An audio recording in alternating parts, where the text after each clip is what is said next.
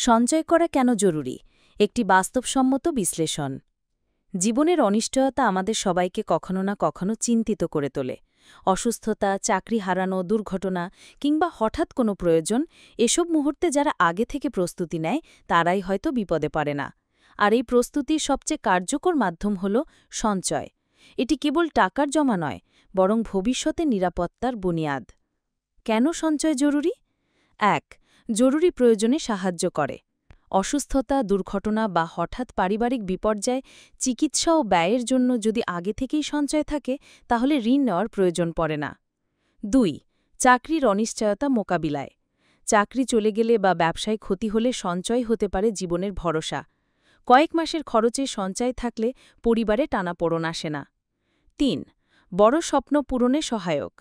বাসা কেনা, সন্তানদের উচ্চশিক্ষা বা নিজের স্বপ্নের ব্যবসা, এগুলোর জন্য তাৎক্ষণিক টাকা পাওয়া যায় না। সঞ্চয় করলেই ধাপে ধাপে এগোনো সম্ভব। ৪. সন্তানের ভবিষ্যতের নিরাপত্তায়।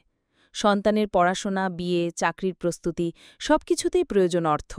ছোট থেকে নিয়মিত সঞ্চয় করলেই বড় খরচে চাপ পড়ে না। ৫. বার্ধক্যে অবলম্বন। বৃদ্ধ বয়সে যখন আয় করার শক্তি থাকে না, তখন সঞ্চিত অর্থই হয় নির্ভরতার একমাত্র উৎস। ৬. মানসিক শান্তি এনে দেয়। অর্থনৈতিক নিরাপত্তা থাকলে মানুষ চাপ মুক্ত থাকে, আত্মবিশ্বাসী হয় এবং পরিবারে শান্তি থাকে। ৭. ঋণের ভাত থেকে রক্ষা। সঞ্চয় না থাকলে অনেকেই হঠাৎ খরচ মেটাতে ঋণ নেন। নিয়মিত সঞ্চয় থাকলে এই ফাঁদে পড়ার সম্ভাবনা কমে যায়।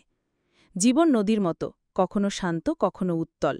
আর এই উত্তল সময় যেন ডুবতে না হয়, সেজন্য চাই একটি নিরাপদ ভেলা। সেটাই হলো সঞ্চয়। আজ একটু একটু করে জমালেও কাল তা হতে পারে আপনার সবচেয়ে বড় ভরসা। তাই আয় যতই কম হোক না কেন, সঞ্চয়কে গুরুত্ব দিন।